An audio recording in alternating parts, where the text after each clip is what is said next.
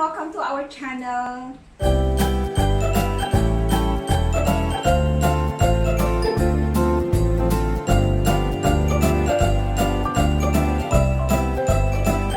Gumagawa kami ng merienda together with my kids. So ngayon, gusto nila is donut. So, tuturuan ko kayo kung paano gumawa ng donut na mabilis lang. This is our ingredients. 2 tasang harina, 1 tasang gatas, kalahating tasang asukal, 1 teaspoon of salt, 1 tablespoon of baking powder, 6 tablespoon of oil, 1 tablespoon of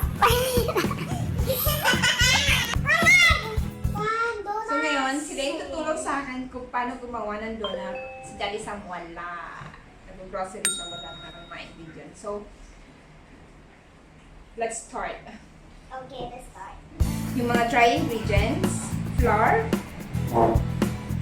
Okay na. okay, lalap. Sugar. Yeah. Help me to sugar. Yeah, here. All, go. Yeah. Okay. And then, yes, lala baking powder. This one. Yeah, yes, please. Okay. Next is salt. Salt. Yes. Kaya meron siyang asin.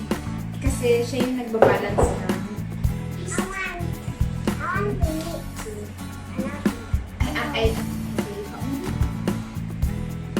So ngayon, here, we're going to do this one. So ngayon, paghaluin mo na ng wet ingredients. Yes, sticker. Sticker first. Okay, yeah, cannot. Okay, help me. So meron tayong gatas. Ihalo natin yung vanilla. Then, oil.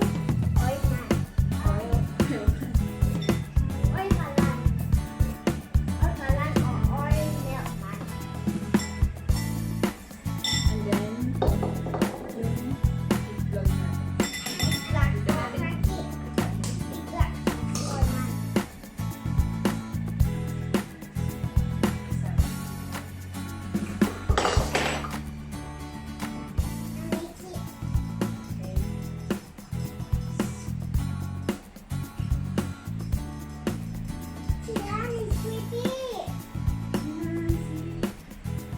Ngayon, are you done then?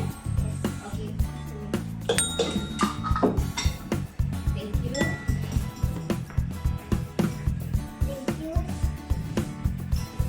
So, haluin na natin. Okay,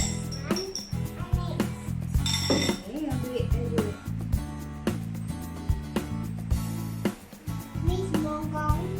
Don't sit on the table.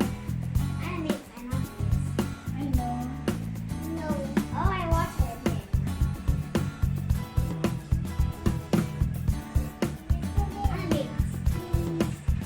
Okay, do you use this one? You use that. Kulit! Makulit!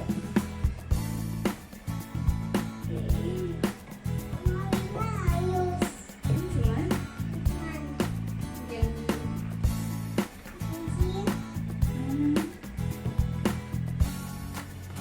So, kailangan halong-halo siya para walang buo-buong halo na. Yep, lalaw. Careful, ha?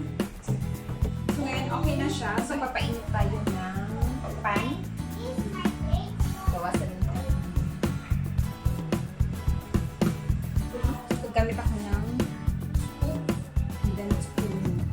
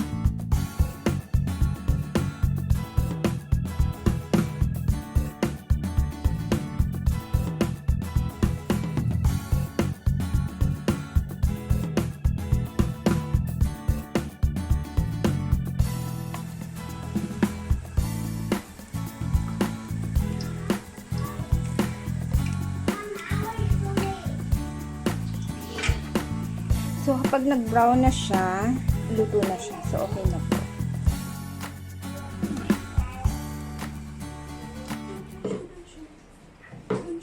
Don't show. Show the name. Don't show the name. So, ayan na. Thank you. Thank you guys for watching. Hope to see you again for our next video. Bye! Say bye!